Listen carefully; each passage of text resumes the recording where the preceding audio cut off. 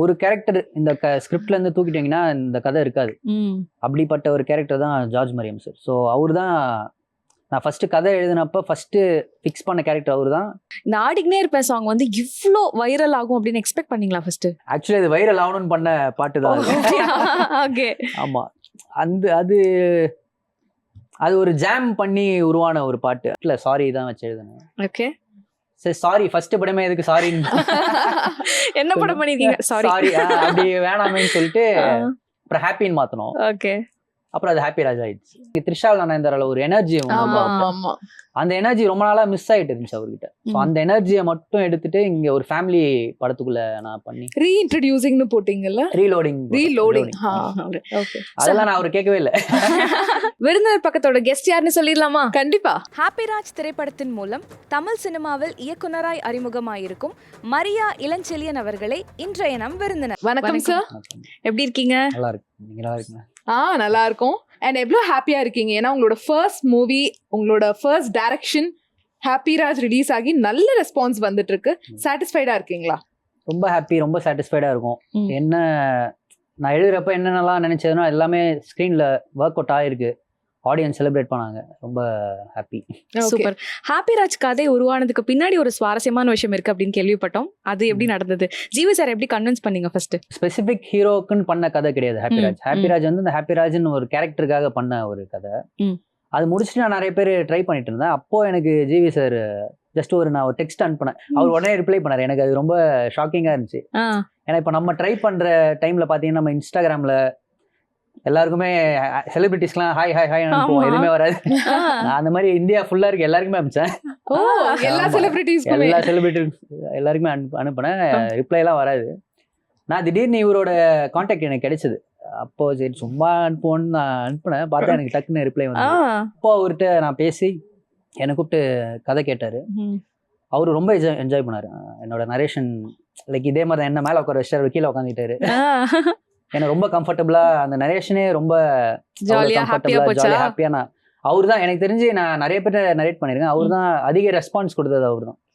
ஒரு காமெடி சீன்னா அப்படி கத்தி சிரிப்பாரு. ஏதாவது ஒரு சீரியஸான சீன் அப்படி முன்னாடி வந்துருவாரு. ஸோ அவரு ஒரு அவர்கிட்ட நரேட் பண்றது ரொம்ப ஜாலியா இருந்தது.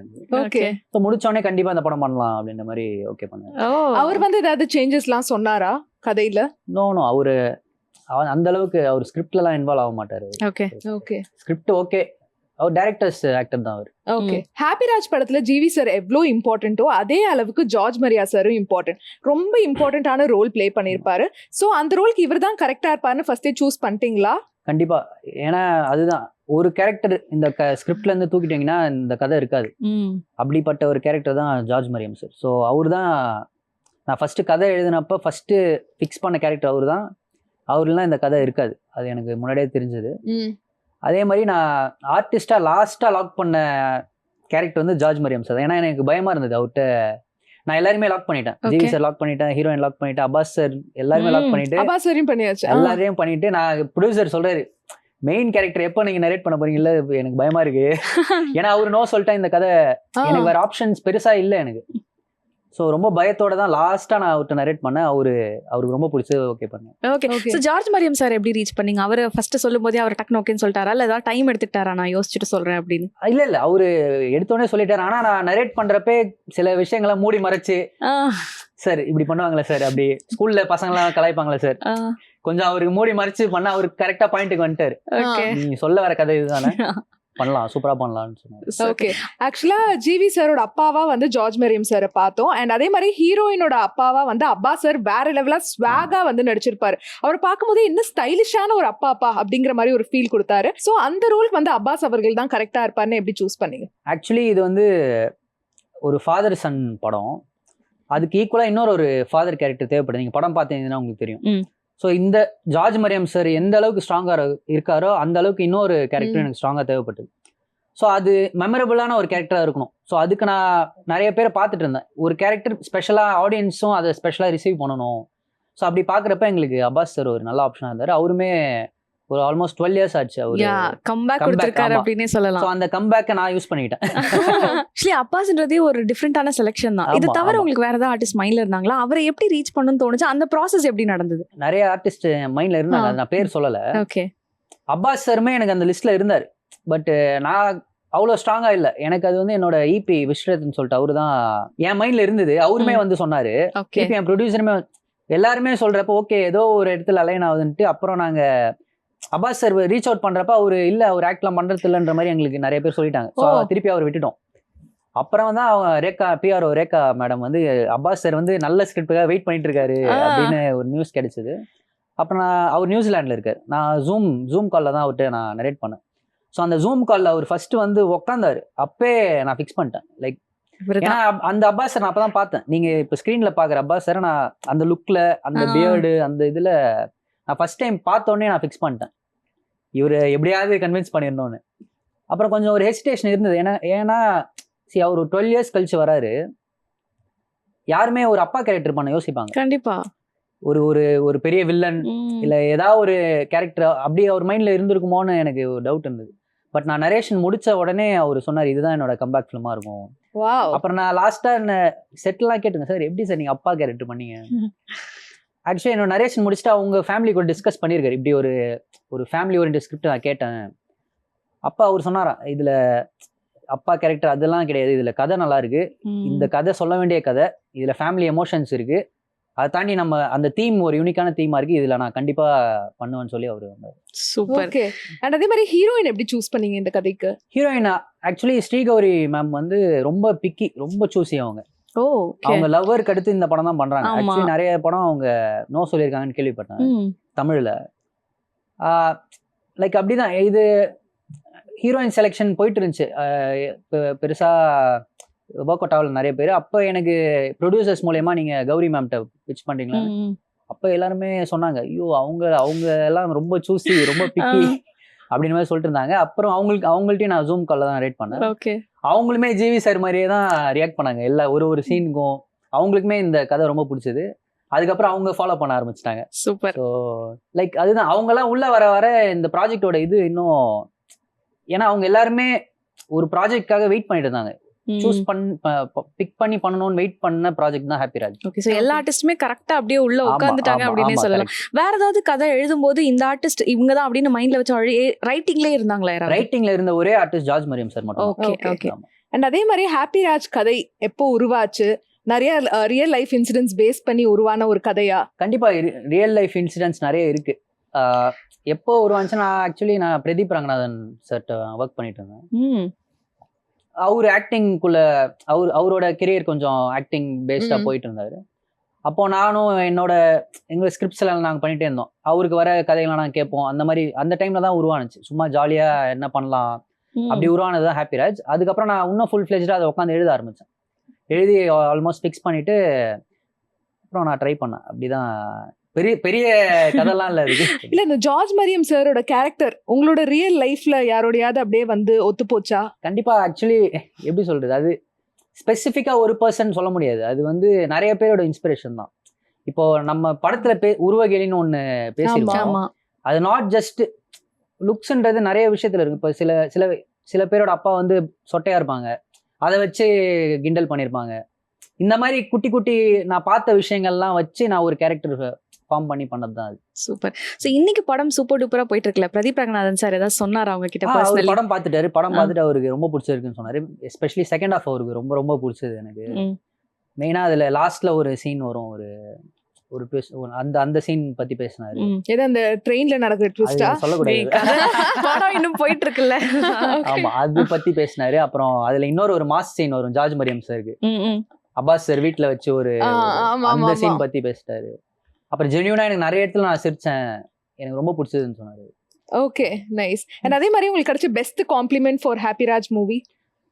ஒன்னும் சொல்ல முடியாது. ஆக்சுவலி எனக்கு பாத்தீங்கன்னா நிறைய பேர் பேரா எழுதி ஸ்டோரி போடுறாங்க, எனக்கு மெசேஜ்ல அவ்வளவு அனுப்புறாங்க. இது ஏதோ ஒரு வகையில நிறைய பேரை கனெக்ட் பண்ணி நிறைய பசங்க அழுதாங்க அவங்க அப்பாவை நினைச்சு, நிறைய கேர்ள்ஸ் அழுதாங்க.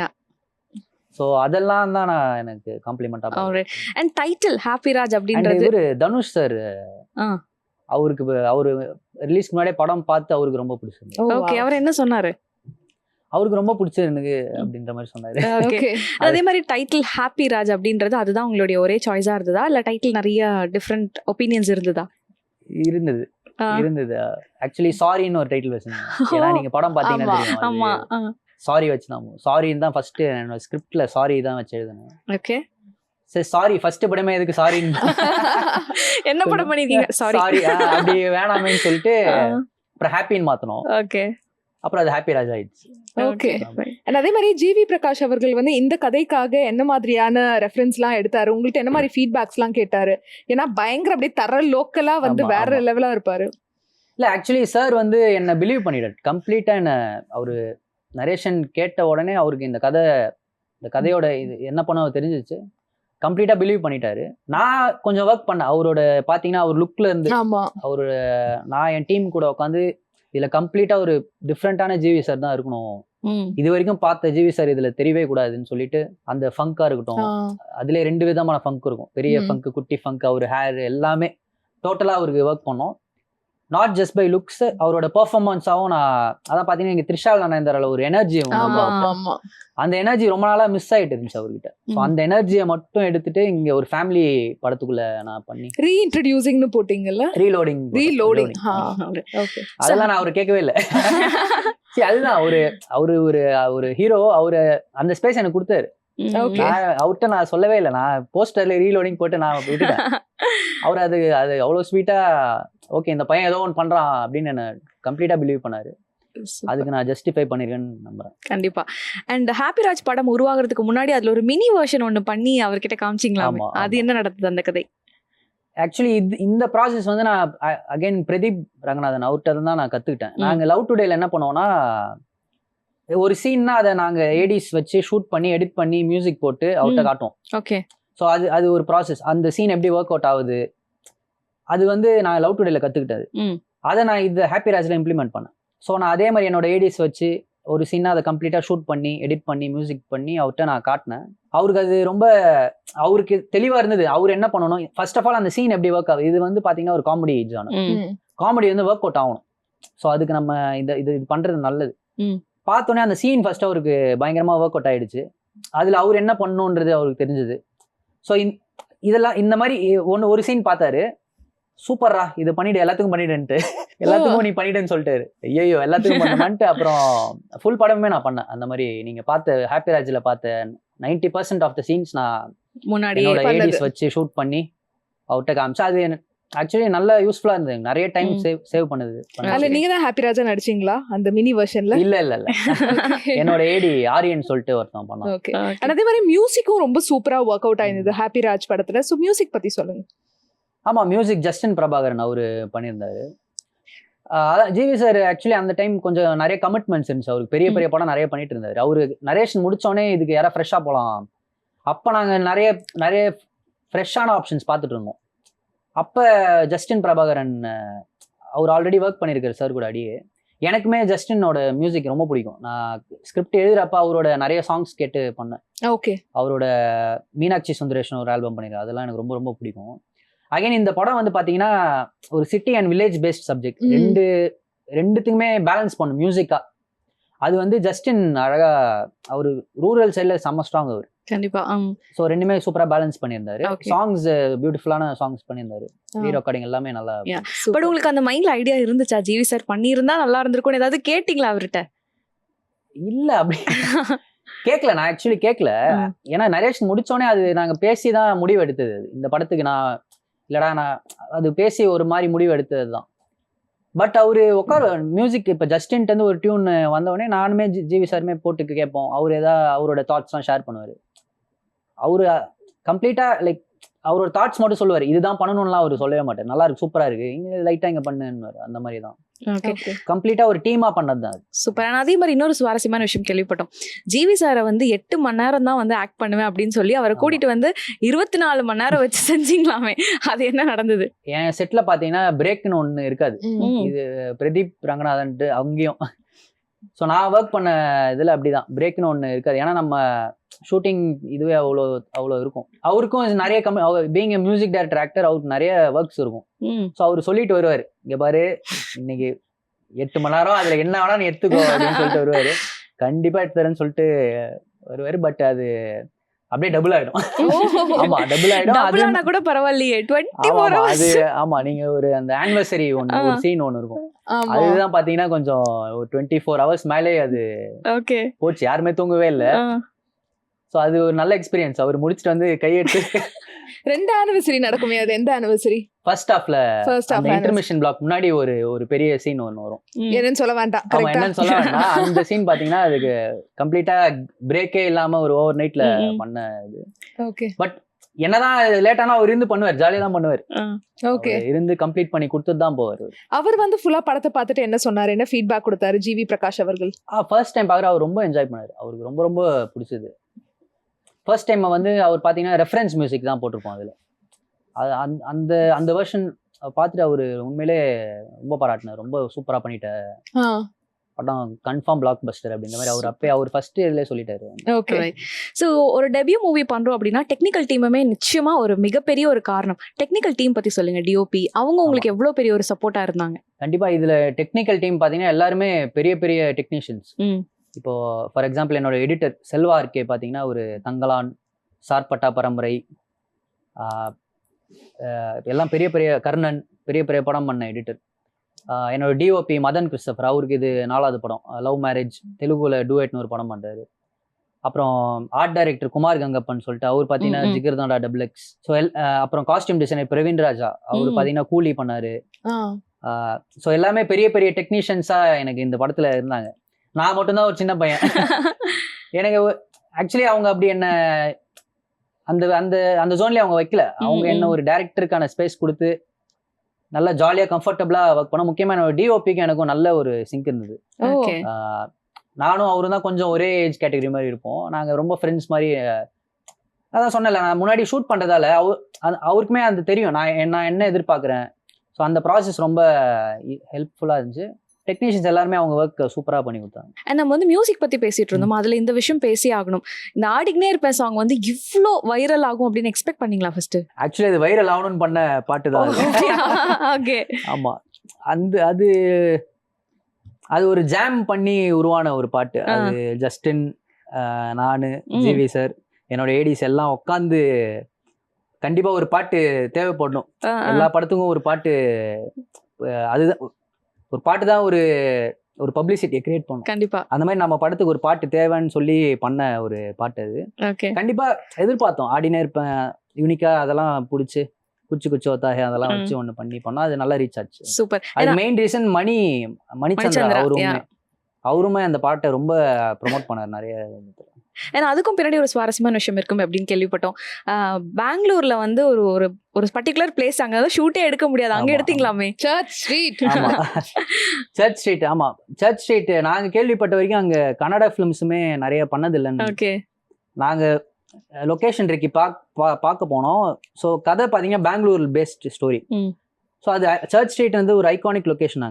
நான் போனவொடனே எனக்கு சர்ச் ஸ்ட்ரீட்ல ஒரு சாங் பண்ணணும்னே அவங்க எல்லாம் ஷாக் ஆயிட்டாங்க.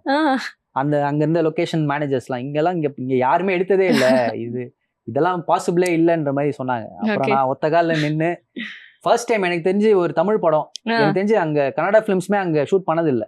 நம்ம ஹாப்பி ராஜ் அங்க பண்ணோம். ஓகே. ஸோ கிரௌட் ஆல்மோஸ்ட் நிறைய பேர் ஒரு 500 கிட்ட வந்துட்டாங்க ஷூட் பண்றப்ப. ரெஸ்ட்ரிக்ஷன்ஸ்லாம் இல்லையா உங்களுக்கு பயங்கரமா அந்த சர்ச் ஸ்ட்ரீட் பப்ளிக் பெர்மிஷன்லாம் வாங்கிட்டு தான் பண்ணோம். அதை மீறியுமே நம்மளால கிரௌட் அங்க கண்ட்ரோல் பண்ண முடியல. அது ஒரு வீக்கெண்ட் ஒரு ஹாலிடே டைம்ல பண்ணதால இன்னமும் கிரௌட் வந்து. ஃபைனலா எவ்வளவு வெர்ஷன்ஸ் கட் பண்ணீங்க? அண்ட் ரொம்ப கஷ்டப்பட்டு நம்ம எடுத்துருப்போம், பட் டியூரேஷன் காரணமாக ட்ரிம் பண்ணி எடிட் பண்ண தூக்குன ஏதாவது ஒரு சம்பவங்கள் நடந்ததா? ஆக்சுவலி எடிட் பாத்தீங்கன்னா என்னோட ஸ்கிரிப்ட் நான் முடிச்சுட்டு செல்வார் கேட்ட, அவர் படிச்சுட்டு அவர் என்ன சொன்னாரு, இதுல எனக்கு வேலையே இல்லை, நீங்களே ஸ்கிரிப்ட்லேயே பண்ணிட்டீங்க எடிட்டிங்ன்றதுதான் அவர் ஃபர்ஸ்ட் சொன்னாரு என்கிட்ட. அப்படி இருந்தாலுமே நம்ம எடுத்ததுக்கு அப்புறம் வெர்ஷன்ஸ் போவோம். ஏன்னா நம்ம எழுதுந்து பார்த்தீங்கன்னா அது ஒரு டியூரேஷன் வரும். அந்த டியூரேஷன் கரெக்டான ஒரு டைமுக்குள்ளே வரணும். ரொம்ப நிறைய வெர்ஷன்ஸ் போல, ஆனால் சில வெர்ஷன்ஸ் போச்சு. சில சீன்ஸ் ரிமூவும் பண்ணோம். அதில் ரொம்ப கஷ்டப்பட்டு எடுத்த சீன்லாம் எதுவுமே ரிமூவ் பண்ணல, ஆனால் ரிமூவ் பண்ணியிருந்தோம் சில சீன்ஸ். ஓகே. அந்த நீங்கள் பார்த்த சாரி பிளான்ஸ்லாம் செகண்ட் ஹாஃப்ல வரும். அதிர்ச்சியும் ஜிவி சாரும் சேர்ந்து சாரி கேட்க நிறைய பிளான் பண்ணோம். அதில் ஒரு சீன் ரிமூவ் பண்ணோம். ஆக்சுவலி அது 6 சாரி பிளான் இருந்தது. நம்ம நீங்க 3 தான் பார்த்திருப்பீங்க, இன்னும் 3 இருக்கு. அது Okay. இன்னும் காமெடியா இருக்கும். ஓகே. அண்ட் அதே மாதிரி பிரேம்ஜி அவர் வந்து படத்துல வந்து ஒரு குரூஷியல் ரோல் வந்து ஆமா, ப்ளே ஆமா, பண்ணிருப்பாரு, ஆமா. கெஸ்ட் ரோல் ப்ளே பண்ணிருப்பாரு. நட்புக்காக அப்படின்னு சொல்லிட்டு பிரேம்ஜி அவர்களை வந்து டேக் பண்ணிருந்தீங்கல்ல, அவர் எப்படி வந்து ஓகே சொன்னாரு கதைக்கு? இல்ல ஆக்சுவலி நட்புக்காக தான் வந்தாரு அவரு பிரேம்ஜி. காசு வாங்கலையா? அது அது நீங்க ப்ரொடியூசர்ட்ட தான் கேட்கணும். அவரு Okay. ப்ரொடியூசரோட ஃப்ரெண்ட் அவரு பிரேம்ஜி. Okay. ஸோ அந்த டைம் அந்த பாயிண்ட் நீங்க ஸ்க்ரீன் பிளேல பாத்தீங்கன்னா அந்த டைம்ல எங்களுக்கு ஒரு ஃபேஸ் தேவைப்பட்டது. இன்னும் ஸ்க்ரீன் பிளே இன்னும் ஒரு இது பண்றதுக்கு ஒரு ஒரு புது ஃபேஸ் வந்தா இங்க நல்லா இருக்கும். ஸோ அந்த கேரக்டரும் அப்படி இருக்கு. ஒரு சாமியார் கேரக்டர் வருவார். அதுக்கு யாரை பண்ணலாம் அப்படின்ற மாதிரி பார்த்தப்ப நட்புக்காக தான் வந்தாரு பிரேம்ஜி. அவர் சூப்பராகவே பண்ணி அவருக்கு ரொம்ப பிடிச்சிருந்துச்சு. Okay. லைக் அந்த சீனை வச்சே சொல்லிட்டாரு, இந்த சீன் பண்ணதுல எனக்கு தெரியுது இந்த படம் எந்த வைப்ல இருக்கும். ஸோ அவரும் நல்லா சூப்பராக பண்ணாரு. அந்த சீனுமே நல்லா ஒர்க் அவுட் ஆச்சு தேட்டர்ல. ஆக்சுவலா 6 சாரீஸ் இருக்குன்னு நீங்கல்ல படத்துல நீங்க டைரக்ட் பண்ணும் போது, ஆனா 3 சீன்ஸ் தான் வந்து மூவில இருக்கும், ஹாப்பிராஜ் மூவில. மீதி 3 சாரீஸ் வந்து யூடியூப்ல ரிலீஸ் பண்ணுவீங்களா டெலீட்டட் சீன்ஸ்ல? கண்டிப்பா பண்ணலாம். ஓகே. ஏன்னா அது செம ஃபன்னா இருக்கும் அந்த ஒரு ஆமா, அந்த போர்ஷன். சாரி எபிசோடு எல்லாருமே பயங்கரமா தியேட்டர்ல என்ஜாய் பண்ணாங்க. கண்டிப்பா பண்ணலாம், டெலிட்டட் சீன்ஸ்ல பண்ணலாம். Alright. ஓகே. And நீங்க வந்து படம் டைரக்ட் பண்ணும்போது நீங்க ஒரு சில இடத்துல வந்து இங்கெல்லாம் ஆடியன்ஸ் ரெஸ்பான்ஸ் வரும் அப்படின்னு எக்ஸ்பெக்ட் பண்ணிருப்பீங்க. பட் தியேட்டர்ல பார்க்கும்போது அந்த ரெஸ்பான்சஸ் எல்லாம் எப்படி இருந்தது? லைக் ஆடியன்ஸோட உட்காந்து பார்க்கும்போது அந்த ஃபீலிங் அது எப்படி இருந்தது? FDFS ரோஹிணி தேட்டர்ல பார்த்தேன். Okay. எனக்கு ரொம்ப ஒரு மாதிரி சர்ரியல் மொமெண்டா தான் இருந்தது. நான் பார்க்காத இடத்துலலாம் அப்ளாஸ் வந்தது. அப்ப கூப்பிட்டு யாரோ என் ஜிவி சார் அந்த கூப்பிட்டு இதுதான் மேஜிக் சொல்லிட்டே இருந்தாங்க. நம்ம எதிர்பார்த்து ஒன்று பண்ணுவோம், அந்த இடமும் எனக்கு கிளாப்ஸ் கிடைச்சது. எதிர்பாராத இடத்துலயும் நிறைய அப்ளாஸ் வந்தது. ஓகே. என்ஜாய் பண்ணாங்க எல்லாருமே. அண்ட் அதே மாதிரி நீங்க வந்து நம்ம சினிமா இண்டஸ்ட்ரிக்கு கரெக்டா வரும்போது ஒரு சூப்பரான டைரக்டர்கிட்ட வந்து ஒர்க் பண்ணிருக்கீங்க, பிரதீப் ரங்கநாதன் அவர்கள்ட்ட. ஸோ அந்த ப்ராசஸ் பத்தி சொல்லுங்க. எப்படி அவர்கிட்ட வந்து அசிஸ்டன்ட் டைரக்டரா போய் அப்ரோச் பண்ணீங்க? ஆக்சுவலி அவரு கோமாளி முடிச்சுட்டு லவ் டுடேக்கு வந்து ஒரு ஏடி கால் போஸ்டர் ஒன்று போட்டிருந்தாரு. ஸோ அதுக்கு நான் அப்ளை பண்ணேன். அந்த டைமில் பார்த்தீங்கன்னா ஒரு 8,000 to 10,000 மெயில்ஸ் வந்திருந்தது அவரு. அப்பா.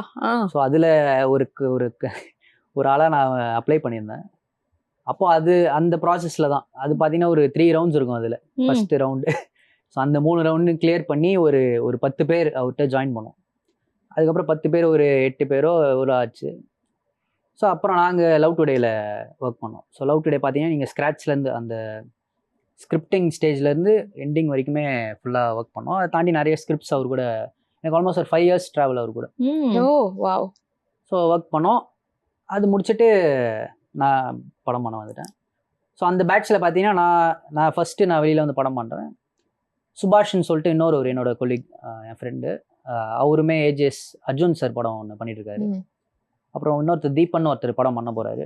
அப்புறம் டிசில்வான்னு இன்னொருத்தர். ஸோ எல்லாருமே லைனாக இருக்காங்க. சூப்பர். இப்போ நாங்கள் வந்து ஒரு விஜேவா இருக்கோம், இல்லை ஒரு ஆர்டிஸ்டாக இருக்கோம்னா எங்களுக்கு இந்த ஆடிஷன்ஸ் எல்லாம் எப்படி இருக்கும் அப்படின்ற மாதிரி ஒரு ஐடியா இருக்கு. பட் இப்போ டைரக்டர்ஸ்க்கு வந்து அந்த 3 ரவுண்ட் சொன்னீங்களே, உங்களுக்கு எந்த மாதிரி இருக்கும் அந்த இன்டர்வியூ ப்ராசஸ் எல்லாம்? ஆக்சுவலி இவர் பிரதீப் ப்ரோட ஸ்டைல் அது. ஃபர்ஸ்ட் அவர் ஜென்ரலாக மீட் பண்ணி பேசுவார். அதுக்கப்புறம் ஏதாவது ஒரு சீன் ஒரு டாபிக் கொடுத்துட்டு அந்த சீனை இதுக்கு ஒரு 3 சீன் பண்ணிட்டு வாங்க அப்படின்ற மாதிரி என்கிட்ட சொன்னார். ஒரு சிச்சுவேஷன் கொடுத்து அதுக்கு ஒரு 3 சீன் பண்ணிட்டு சொல்லுவாரா? ஓகே. ஒரு தீம் மேபி ஏதோ ஒரு தீம் வாட்டர் சம்திங் ஏதோ கொடுத்தாரு. அதை வச்சு ஓப்பனாக தான் நீங்க எந்த ஜானர்ல வேணாலும் பண்ணலாம் அது. ஓகே. ஸோ நான் என்ன பண்ணேன், அதை வச்சு நான் ஒரு 15-20 மினிட்ஸ்க்கு ஒரு ஃபுல் நரேட்டிவ், ஒரு ஸ்டார்ட் எண்டு ஒரு மிடில், அந்த மாதிரி ஒரு ஃபுல் கதையாவே நான் பண்ணிட்டு போயிட்டு சொன்னேன். அந்த நரேஷன் அவருக்கு ரொம்ப பிடிச்சது, அந்த ஸ்கிரிப்ட் எல்லாமே அவருக்கு பிடிச்சது. சூப்பர். ஓகே. நீங்க அவர்கிட்ட கத்துக்கிட்ட ஒரு விஷயம், இதுதான் இன்னைக்கு எனக்கு பயங்கரமா ஹெல்ப் பண்ணுது அப்படின்ற மாதிரி ஏதாவது ஒரு நல்ல விஷயம் அவர்கிட்ட கான்ஃபிடன்ஸ் தான். அவரு லவ் டுடே பார்த்தீங்கன்னா இப்போ நிறைய நியூ ஹீரோஸ் வராங்க. அந்த டைம்ல அவரு பண்ணதுன்றது ஒரு பெரிய ஒரு லீப் தான். அது வந்து ஒரு பெரிய ரெவல்யூஷனாக தான் நான் பார்க்குறேன். ஒரு எந்த ஒரு பேக்ரவுண்டும் இல்லாமல் ஒரு ஹீரோ இன்னைக்கு அவர் பார்த்தீங்கன்னா பேக் டு பேக் 100 crores கொடுத்துட்டு இருக்காரு. அதுக்கான ஸ்டார்டிங் பாயிண்ட் அதுதான். அந்த டைம்ல நான் அவர் கூட இருந்தேன். அவர் ஒரு ப்ரொடக்ஷனும் போயிட்டு நான் ஹீரோவா பண்றேன்னு சொல்றப்ப அதுக்கு பின்னாடி நாங்க எல்லாமே இருந்தோம். ஸோ நாங்க அவரை நம்பி பண்ண படம் தான் லவ் டுடே ஒரு ப்ராஜெக்ட். ஸோ அந்த கான்ஃபிடன்ஸ், அதை தாண்டி அவரோட டெடிகேஷன், அவர் பயங்கர ஒர்க்ஹாலிக், அவர் பயங்கர சின்சியர், அதெல்லாமே ஒரு லேர்னிங் தான் அவர்கிட்ட. ஓகே. ஸோ அவர் வந்து ஹீரோ ஆயாச்சு, நீங்க ஹீரோ ஆக வாய்ப்பு இருக்கா? இல்லை அப்படி இல்லை, இப்போ நல்லா போயிட்டு இருக்கு. அடுத்து பெரிய பெரிய டைரக்ட் பண்ணணும்னு ஆசை இருக்கு. டைரக்டரா தான் பாப்போம், Okay. மேபி ஃபியூச்சர்ல பாப்போம். அப்ப இருக்கு வாய்ப்புகள். ஹீரோன்னு இல்ல, ஆக்டிங்ல இன்ட்ரெஸ்ட் Interest இருக்கு. இருக்கு. ஆமா, இப்போ நீங்க எனக்கு இவரு பேசில் ஜோசப் ரொம்ப பிடிக்கும். Okay. மலையாளம்ல பாத்தீங்கன்னா ம். அவர் பாத்தீங்கன்னா ஹீரோ கிடையாது, அவர் ஒரு அந்த கதையில ஒரு இதுவா பண்ணிட்டு இருப்பாரு. ஓகே. அவரோட இனிஷியல் ஸ்டேஜஸ்ல சொல்றேன். ஓகே. அந்த மாதிரி மேபி வாய்ப்பு இருந்தா பண்ணலாம். அப்ப இது வரைக்கும் நீங்க ஒர்க் பண்ண படங்கள்ல நீங்க எங்கேயாவது எங்களுக்கு தெரியாத மாதிரி ஒரு கேமியோ ரோல்ஸ் பண்றது, நடிக்கிறது அந்த மாதிரி நடிச்சிருக்கீங்களா? நான் இது லவ் டுடேல நான் பண்ணிருக்கேன். அந்த மாமா குட்டி சாங்னு ஒன்று ஆமா. வரும். அதுல பாத்தீங்கன்னா விண்டோ வெளியில பிரதீப் ப்ரோ வந்து ஸ்மோக் பண்ணிட்டு ஸ்மோக் பண்ணிட்டு இருப்பாரு இருப்பாரு. ஒரு பையன்ட்ட வாங்கி. அந்த பையன் நான் தான். ஓஹோ. ஓகே. ரொம்ப யங்கா இருந்த மாதிரியே இருந்தது. அண்ட் ஹாப்பி ராஜ் படத்துல வந்து ஒருவேளை பிரதீப் ரங்கநாதன் நடிச்சிருந்தா எப்படி இருக்கும் அப்படின்னு எனக்காவது இமேஜின் பண்ணி பாத்திருக்கீங்களா? இல்ல எப்படி சொல்றது, இல்ல ஏதாவது நடிக்க வைக்க ட்ரை ஏதாவது பண்ணிருக்கீங்க? இல்ல ஆக்சுவலி என்னன்னா பிரதீப் ப்ரோட்ட நான் இருந்தப்ப அவருக்கு வர கதைங்கெல்லாம் நாங்க தான் கேட்போம். ஓகே. ஒரு ஹீரோவா இருக்கப்ப அவருக்கு ஏகப்பட்ட ஸ்டோரிஸ் வரும். அதெல்லாம் நாங்க தான் கேட்போம். ஸோ எனக்கு அந்த ப்ராசஸ்ல எனக்கு தெரியும் அவர் என்ன மாதிரி அடுத்தடுத்து என்ன மாதிரி கதை அவர் பண்ணணும்னு இருக்காரு. ஸோ அந்த நாலேஜ் எங்களுக்கே இருக்கு. அதனால அவர் ஆல்ரெடி பண்ணிட்டாரு. இப்போ நான் ஹாப்பி ராஜ்னு ஒரு அந்த ஜானர்ல அவர் பண்ணிட்டாரு அவர். ஓகே. ஸோ அதனால எனக்கு அதை விட அவருக்கு பண்ணணும்னா நான் இன்னும் இதை விட பெருசா ஒன்று பண்ணணும் தான் நான் அப்பே நான் ஃபிக்ஸ் பண்ணேன். லைக் இது எனக்கு நான் பண்ண ஒரு கதை. அவர் கதை இருக்கா அப்போ? அவருக்கு பிரதீப் பண்றதுக்கான ஒரு ரங்கநாதன் கதை இருக்கும். அது இருக்கு, ரெடியா இருக்கு. ஓகே. அண்ட் அதே மாதிரி லோகேஷ் கனகராஜ் அவரோட ஒர்க் பண்ணீங்க, அந்த ப்ராசஸ் எப்ப நடந்துச்சு? அது ஆக்சுவலி நான் காலேஜ் டைம்ல பாத்தீங்கன்னா ஃபைனல் இயரோ third year something, final year அப்போ நான் ஒரு ஷார்ட் ஃபிலிம் பண்ணியிருந்தேன் காலேஜ் கல்ச்சுரல்ஸ்க்கு. அதுக்கு லோகேஷ் கனகராஜ் சார் வந்து சீஃப் கெஸ்டாக வந்திருந்தார். அப்போ என்னோட ஷார்ட் ஃபிலிம் ஃபர்ஸ்ட் பிளேஸ் வாங்கிடுச்சு. அது அவருக்கு ரொம்ப பிடிச்சது அந்த ஷார்ட் ஃபிலிம். ஸோ ஸ்டேஜ்லேயே சொல்லிட்டு போயிட்டாரு, சினிமா தான் உங்களுக்கு பேஷனாக வந்துருங்க அப்படின்ற மாதிரி அந்த ஸ்டேஜில் சொல்லிட்டு போயிட்டாரு. அப்புறம் நான் அவரை தேடி கண்டுபிடிச்சி அவர்கிட்ட நான் ஒர்க் பண்ணேன். அப்போ நான் ரொம்ப சின்ன பையன். ஒரு கைதி டைம்ல, கைதிக்கு முன்னாடி அவர் ஒரு சின்ன ப்ராஜெக்ட் ஒன்று பண்ணாரு, அதில் ஒர்க் பண்ணேன். ஸோ அவரு தான் ஒரு என்ட்ரி, அந்த கான்ஃபிடன்ஸ் எனக்கு அவர் கொடுத்த ஒரு கான்ஃபிடன்ஸ் தான். Super super. அண்ட் அப்படியே கொஞ்சம் ரீவைண்ட் பண்ணோம் அப்படின்னா இந்த சினிமா மேல இந்த ஒரு காதல் வந்துச்சுல, அது எங்க ஏற்பட்டுச்சு? தெரியல, ஸ்கூல் டைம்ல. அது எப்படி வந்ததுலாம் தெரியல. ஸ்கூல் டைம்ல போன்ல சும்மா ஷூட் பண்ணி பாக்குறது, அப்படியே வந்ததுதான். சோ அங்கேயே இப்ப டைரக்ஷன் தான் இன்ட்ரெஸ்ட் இல்ல. அப்ப பாத்தீங்கன்னா நானே நடிச்சு, என் ஃப்ரெண்ட்ஸை வச்சு நடிச்சு, நானே டைரக்ட் ரொம்ப அமேச்சரா பண்ண விஷயங்கள். ஓகே. ஆக்டர்னா அது மட்டும் தான் பண்ணும், டைரக்டர்னா அதெல்லாம் கத்துக்கிட்டு அந்த ப்ராசஸ் தான் நான் என்னோட மாஸ்டர்ஸ்ட ஒர்க் பண்ணி கத்துக்கிட்டது. அண்ட் அதே மாதிரி சின்ன வயசுல எந்த மூவி வந்து பயங்கரமா உங்களுக்கு இம்ப்ரெஸ் பண்ணிச்சு? ஆஹா, இந்த மாதிரி ஒரு மூவி நான் ஃபியூச்சர்ல டைரக்ட் பண்ணணும்பா அப்படின்னா எந்த மூவி பயங்கரமா இம்ப்ரெஸ் பண்ணிச்சு உங்களை? எனக்கு KS ரவிக்குமார் சாரோட படம் எல்லாமே ரொம்ப பிடிக்கும். பஞ்சதந்திரம், அவரு ஒரு மாதிரி ஒரு பேக்கேஜ் ஒன்று பண்ணுவார், எல்லாருமே என்ஜாய் பண்ற கூடியான படங்கள்லாம் மோஸ்ட்லி அந்த மாதிரி. ஸ்பெசிஃபிக்கா ஒண்ணுன்னு எனக்கு டக்குன்னு ஏதாவது more number of times watch பண்ண மூவி ஏதாவது இருக்கா? ஒரு படம் இருக்கு, தெலுங்கு படம் நினைக்கிறேன், கேர் ஆஃப் கஞ்சரப்பள்ளம்னு ஒரு படம் ஒன்று. நான் காலேஜ் டைம்ல அந்த படம் பார்த்தேன். அந்த படம் எனக்கு பெரிய இம்பாக்ட் ஏற்படுத்துச்சு. அது நீங்க பார்க்கலாம், பாருங்க. நான் அந்த டைம்ல அந்த படத்தை வந்து டவுன்லோட் பண்ணி என் கூகுள் டிரைவ்ல ஏற்றி நான் ஒரு 100 பேர்கிட்ட அனுப்பிச்சு பார்க்க சொன்னேன். ஆமா. ஸோ அந்த மாதிரியான ஒரு தெலுங்கு ஃபிலிம். அது எனக்கு ரொம்ப இன்ஸ்பைர், ரொம்ப சிம்பிளான மேக்கிங்ல இருக்கக்கூடிய ஒரு படம். அதை தாண்டி நிறைய ஈரானியன் ஃபிலிம்ஸ் அந்த மாதிரிலாம் பார்ப்பேன். அந்த மஜித் மஜிடியோட சூப்பர். இப்போ உங்களுக்காக வந்து ஒரு அருமையான செக்மெண்ட் வந்து காத்துட்டு இருக்கு, ஓகேவா? Good or bad. நாங்க நிறைய விஷயங்கள் கேட்போம், நீங்க அந்த விஷயங்கள்ல குட்னா குட்னு காமிக்கணும், இல்லனா பேட்னு காமிக்கணும். 2 பிளக் கார்ட்ஸ் வந்து உங்களுக்கு கொடுப்போம். ரெடியா? ரெடி. சோ இதான் அந்த பிளக் கார்ட்ஸ். ரெடியா? ரெடி. தேங்க்யூ. சோ டைரக்டரா நீங்க ஹாப்பி ராஜ் படம் மூலமா ப்ரூவ் பண்ணிட்டீங்க நீங்க ஒரு சூப்பரான டைரக்டர் அப்படின்னு. ஆக்டரா நீங்க குட்டா பேடா உங்களை பொறுத்த வரைக்கும்? ஆக்டராவா நடிகரா? நினைக்கிறேன் குட் தான். ட்ரை பண்ணிட்டு இருக்கேன். Okay okay. நிறைய காம்ப்ளிமெண்ட்ஸ்லாம் வந்திருக்கா, நல்லா நடிக்கிறீங்க அந்த மாதிரிலாம் முன்னாடி? ஓகே. நான் சொல்றதெல்லாம் அந்த ஷார்ட் ஃபிலிம் நான் சொன்னல, நான் நடிச்சு அதெல்லாம் அதோட ஆடியன்ஸே பாத்தீங்கன்னா ஒரு 10-20 பேர் தான் இருப்பாங்க. அவங்க கொடுத்த இதுதான். Okay super. சரி, சினிமா தாண்டி குக்கிங் அதெல்லாம் வருமா? குக்கிங்ல குட்டா பேடா? பேட். ஆனா எனக்கு இன்ட்ரெஸ்ட் அதிகமா இருக்கு. நான் என் போன்ல நிறைய குக்கிங் வீடியோஸ் தான் பார்ப்பேன். அது ஒரு மாதிரி ஒரு நல்ல இது கொடுக்கும் அது பாக்குறப்ப. ஏதாவது ட்ரை பண்ணி பாத்திருக்கீங்களா அது வரைக்கும்? இல்ல, ட்ரை பண்ணிலாம் பார்த்தது இல்ல. ஆனா இன்ட்ரெஸ்ட் இருக்கு சமைக்கிறோம். டிரைவிங்ல நீங்க குட்டா பேடா? பேட். ட்ரை பண்ணது அது பெருசா டிரைவ் நல்லா ஐ மீன் டிரைவ் பண்ணு, ஆனா பேட். பஞ்சுவாலிட்டில நீங்க குட்டா பேடா? பேட். பேட் தானா? என்னைக்காச்சும் கான்ஃபிடென்ட்டா செட்டுக்கு பேடுன்னு சொல்றீங்க. எந்த எப்படி சொல்றது, எங்களோட என்னோட ஒர்க்கிங் ப்ராசஸ் ஒரு மாதிரி இருக்கும். பஞ்சுவல் அது ட்ரை பண்றேன், இது பண்ணிட்டு, ஆனா மேக்ஸிமம் பேடா தான் போய் முடியும் அது. Okay okay. சோ நீங்க செட்டுக்குலாம் அந்த மாதிரி லேட்டாலாம் போயிருக்கீங்களா? ஆர்டிஸ்ட்லாம் வந்துருவாங்க. விவி குட். செட்டுக்குலாம் நான்லாம் 2 hours முன்னாடியே போயிடுவேன். ஓகே. ஆமா. மத்த இடத்துல தான் ஓகே லேட்டா போய்க்கலாம், ஆமா. ஏதோ போய்க்கலாம் அப்படின்னு அப்படின்னு. இல்ல, நம்ம ட்ரை பண்ணுவோம், அது ஏதாவது ஒரு விதத்துல போயிட்டு பேடா தான் முடியாது. ஓகே. ஓகே. ஃபேமிலி பாண்டிங்ல நீங்க குட்டா பேடா? ஃபேமிலி படம் எடுத்திருக்கேன். ஃபேமிலியோட ஓகே. பெருசா ஸ்பெண்ட் பண்ண இல்ல, மாட்டீங்களா டைம்? ஆமா, நீங்க படம் பாத்தீங்கன்னா தெரியும். அப்பா அது பெருசா அந்த உள்ளுக்குள்ள இருக்கும், ஆனா காமிச்சிக்க மாட்டேன். Express காமிச்சு- பண்ணிக்க ஆமா, மாட்டோம். அந்த bad. அண்ட் அதே மாதிரி நிறைய பேர் வந்துட்டு இந்த பாஸ்வேர்ட்ஸ் இந்த பேட்டர்ன்ஸ் எல்லாம் மறந்து போயிருவாங்க. அந்த விஷயத்துல நீங்க குட்டா பேடா? ஞாபகம் வச்சுக்கிறது இல்ல. Bad, bad. Bad. ஏன் இதுவே நிறைய டைம் நான் மறந்துடுவேன். அப்ப எப்படி எப்படி அன்லாக் பண்ணுவீங்க? இல்ல, இப்ப நான் இந்த ஃபேஸ் Forgot லாக் போடல, இது ஒரு பாஸ்வேர்ட் தான் இருக்கும். திடீர்னு யோசிப்பேன், ஐயோ என்ன யோசிப்பேன். அந்த மாதிரி Okay. நிறைய விஷயம் ஓடிட்டு இருக்கிறதால அந்த மாதிரி. ஓகே. சோ ஃப்ரெண்ட்ஷிப்ல நீங்க குட்டா பேடா? குட். எனக்கு பெரிய கேங் இருக்கு. என்னோட ஒரு 30 பேர் கொண்ட ஃப்ரெண்ட்ஸ் இருக்காங்க. ஓ எல்லாருமே எல்கேஜில இருந்து ஃப்ரெண்ட்ஸ் நாங்க. ஓகே. அல்டிமேட்ஸ் அவங்க Okay. 10 பேர். அவங்களும் சினிமால தான் இருக்காங்களா? இல்ல ம்.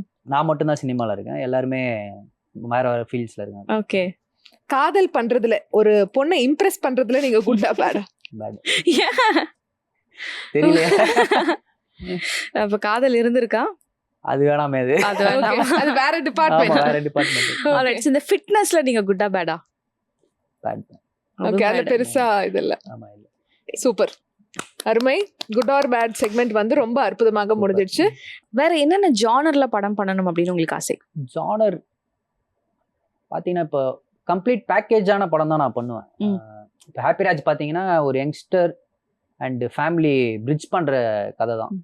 அதில் பார்த்தீங்கன்னா அகைன் சிட்டி பேஸ்ட் ஆடியன்ஸ்க்கும் அதில் விஷயம் இருக்கு, வில்லேஜ் பேஸ்ட் ஆடியன்ஸ்க்கும் விஷயம் இருக்கு. ஸோ இந்த மாதிரி இந்த ஸ்பேஸ் தான் இப்போ இல்லையோ நான் பார்க்குறேன். அந்த மாதிரியான கதைகள் நான் நிறைய பண்ணணும்னு பார்க்குறேன். ஓகே. ஸோ ஹாப்பிராஜ் படம் மாதிரி நல்ல ஜாலியான மூவி வந்து எடுக்க உங்களுக்கு ரொம்ப பிடிக்குமா, இல்லை லோகேஷ் கனகராஜ் அவரோட சாயல்ல ஒரு மாதிரி சீரியஸா ஒரு கேங்ஸ்டர் மூவி வந்து எடுக்கிறது வந்து உங்களோட ஸ்டைலா? இல்லை, எனக்கு லோகேஷ் சாரோட அவர் படங்கள் பார்க்க பிடிக்கும். ஆனால் எனக்கு எடுக்கிறதுனா Happyraj, Pradeep Ranganathan style of films தான் எனக்கு எடுக்க. ஸோ ஆக்சுவலாக ஷோட எண்டுக்கு வந்தாச்சு. ஷோ பிடிச்சிருந்ததா? ரொம்ப பிடிச்சிருந்தது. நல்ல கேள்வியெல்லாம் கேட்டீங்க. நான் ஒரு கேள்வி கேட்குறேன், நீங்க படம் பார்த்துட்டீங்கன்னு நினைக்கிறேன். உங்களுக்கு ஏதாவது இருந்தா சொல்லுங்க படத்தை பத்தி. கண்டிப்பா. இல்ல சொல்றதுக்கு சஜஷன்ஸ் இல்ல, ஆக்சுவலி ஊரே சொல்றாங்க அது மாதிரி சூப்பர் டூப்பரா இருந்தது படம். ஏன்னா எங்களை வந்துட்டு சிரிக்கவும் வச்சிங்க, அளவும் வச்சிங்க செகண்ட் ஹாஃப்ல. ஸோ செம்மையா வந்து படம் பண்ணிருக்கீங்க. இதே மாதிரி எங்களுக்கு அடுத்தடுத்த படம், ஏன்னா எக்ஸ்பெக்டேஷன் வந்து இப்ப ஜாஸ்தி ஆயிடுச்சு. ஓகே, இவர் அடுத்த படம் பண்ணாருன்னா இதை விட பயங்கரமா ஒண்ணு பண்ணுவார் அப்படின்ற மாதிரி. ஸோ எல்லாம் அடுத்தடுத்த படங்களுக்கு தான் வந்துட்டு நாங்க எல்லாம் வெயிட்டிங்ல இருக்கோம். But Happyraj we are so happy. அதுவும் கிளைமேக்ஸ் வந்து அல்டிமேட்டா இருந்துச்சு. ஹஹஹான்னு சிரிச்சிட்டு இருந்தோம், திடீர்னு என்னடா இது ஷாக்குக்கு மேல ஷாக்குங்கிற மாதிரி ஒரே அழுகையா இருந்துச்சு. நான் கூட சைட்ல பார்த்தேன் தியேட்டர்ல, நம்ம தான் அழுறோமா எல்லாருமே அழறாங்களான்னு. எல்லாருமே சென்டிமெண்ட்ல ஆயிட்டாங்க. எல்லாருக்குமே பிடிச்சிருந்தது படம். So hats off to you. Super. Happyraj படம் மாதிரியே உங்களோட அப்கமிங் ப்ராஜெக்ட்ஸ் எல்லாமே வந்து சூப்பர் டூப்பர் ஹிட் ஆகணும். ஜெயா டிவி சார்பா பெரிய பெரிய வாழ்த்துக்கள். Thank you. Thank you thank you so for much. Coming. Thank you.